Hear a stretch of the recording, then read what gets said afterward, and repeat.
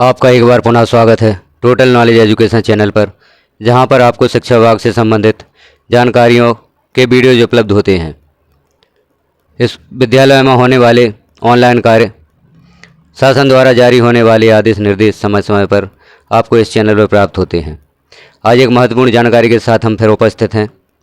अभी पूर्व में जानकारी चाही गई थी यूडाइज प्लस से संबंधित कि जिन छात्रों को आपने ड्रॉप बॉक्स में सेंड किया है या इनएक्टिव किया है, उन छात्रों से संबंधित जानकारी आपको देनी होगी।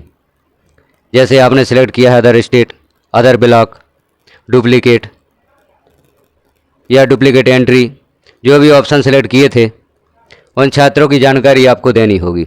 आपके वरिष्ठ कार्यालय से यह जानकारी मांगी जाएगी और यह जानकारी आपको देनी होगी। इससे संबंधित आदेश जारी हो चुका है।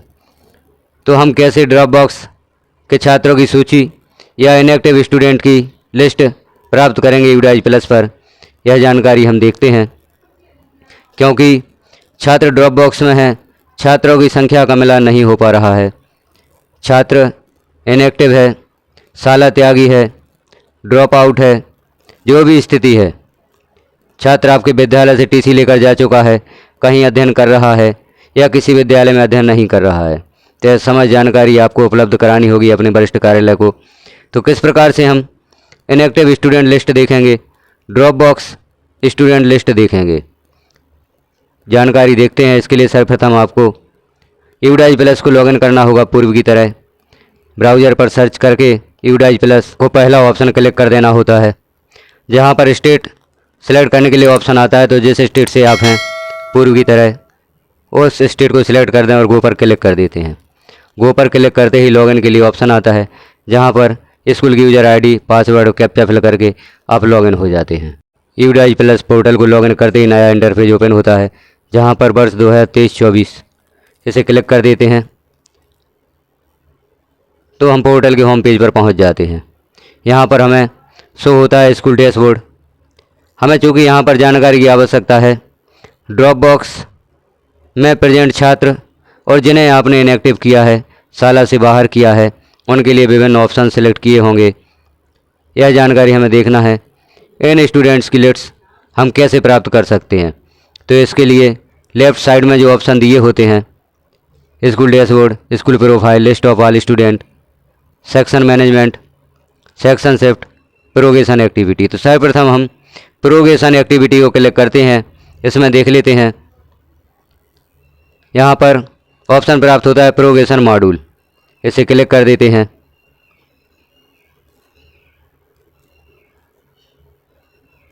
इसे सेलेक्ट करते ही list of all student with promotion activity, यहाँ पर हमें दिखाई दे रहा है छात्रों की सूची है।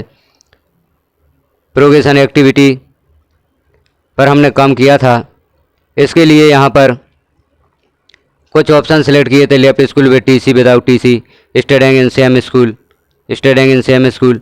तो यहाँ से हम देख सकते हैं कि इन छात्रों को आपने टीसी प्रदान की थी, तो इन छात्रों की सूची यहाँ से प्राप्त की जा सकती है। अब हम दूसरा ऑप्शन देख लेते हैं, ऐसे छात्रों को कैसे हम देखेंगे जो हमारा विद्यालय छोड़कर चले गए हैं। तो ऐसे स्टूडेंट जिनको आपने इनएक्टिव किया है, अपने विद्यालय से बाहर करते हुए, टीसी प्रदान करते हुए विभिन्न ऑप्शन सेलेक्ट किए होंगे। उन ऑप्शंस के आधार पर छात्रों को आपने विद्यालय से बाहर किया है। अब आपके वरिष्ठ कार्यालय द्वारा आदेश जारी हुआ है, ऐसे स्टूडेंट्स की लिस्ट चाही गई है। इनएक्टिव स्टूडेंट आपने किए हैं, विद्यालय से बाहर किए हैं। जैसे कुछ स्टूडेंट को आपने ऑप्शन सेलेक्ट किया होगा स्टडिंग इन अदर ब्लॉक, ऐसे स्टूडेंट की लिस्ट आपके ज़िला लेवल पर भेजी जानी है।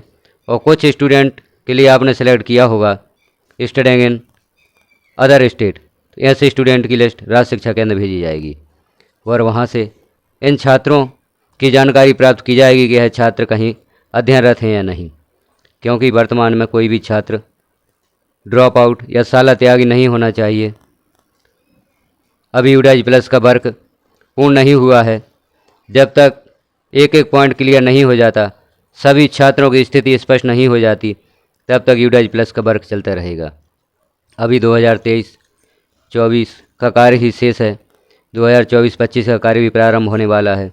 तो इसके लिए यह आप पूर्व तैयारी करके रखें। जो भी इनएक्टिव स्टूडेंट लिस्ट है उसको अपने पास तैयार रखें। इसके लिए आपको ऑप्शन सेलेक्ट करना होता है। इनएक्टिव स्टूडेंट ऑप्शन को क्लिक करते हैं तो जो भी छात्र हमने इनएक्टिव किए हैं उनकी जानकारी यहाँ पर ओपन हो जाएगी।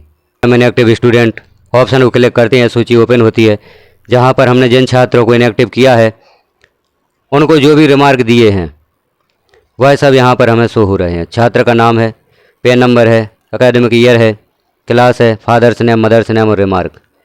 इनएक्टिवेशन डेट भी दी गई है, किस दिनांक में आपने छात्र को इनएक्टिव किया था। तो यहाँ जैसे duplicate entry, duplicate entry, duplicate entry या रॉन्ग एंट्री, रॉन्ग एंट्री।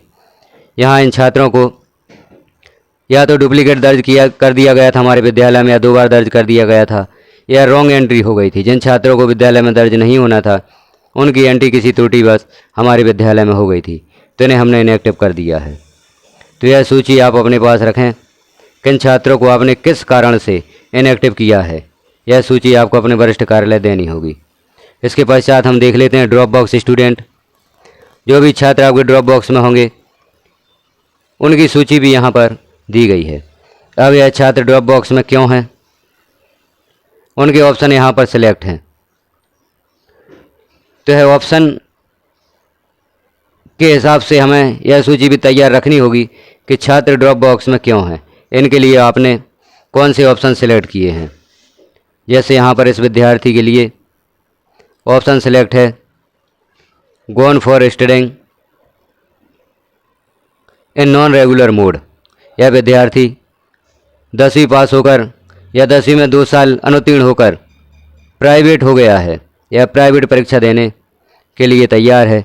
अब यह किसी विद्यालय में दाखिल नहीं हो सकता। इसी प्रकार से 12वीं पास विद्यार्थी या किसी भी कक्षा में 2 साल फेल विद्यार्थियों को हमने विद्यालय से बाहर कर दिया है, उनके लिए ऑप्शन सेलेक्ट भी किया है नॉन रेगुलर मोड।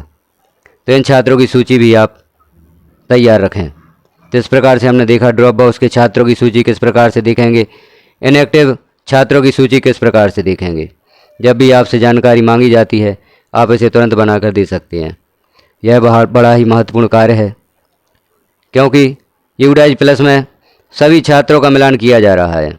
जितने बच्चे शालाओं में दर्ज होने हेतु पात्र हैं प्रदेश में, वह छात्र शालाओं में दर्ज होना चाहिए। कोई भी छात्र ड्रॉप आउट नहीं होना चाहिए, सभी छात्र विद्यालयों में दर्ज होने चाहिए।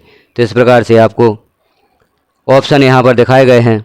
लिस्ट ऑफ ऑल स्टूडेंट से active student, inactive student, drop box student आप देख सकते हैं। तो एक्टिव स्टूडेंट वह हो जाते हैं जो हमारे विद्यालय में दर्ज हैं। ड्रॉप बॉक्स में जिन छात्रों को हमने भेजा उन छात्रों की लिस्ट भी है, वो इनएक्टिव कर दिया है जिन स्टूडेंट को, उनके कारण सहित इनएक्टिव की लिस्ट भी आपके पास प्रेजेंट है। तो जब भी आपसे वरिष्ठ कार्यालय से जानकारी मंगाई जाए तो इन ऑप्शंस को ओपन करके आप छात्रों की जानकारी आसानी से बना सकते हैं। जानकारी कैसी लगी आपको कमेंट में ज़रूर बताएं। चैनल पर पहली बार है तो चैनल को सब्सक्राइब करें, वीडियो को लाइक करें और अन्य साथियों तक शेयर करें ताकि वह भी इस कार्य की पूर्व तैयारी करके रख सकें। वीडियो को पूरा देखने के लिए धन्यवाद।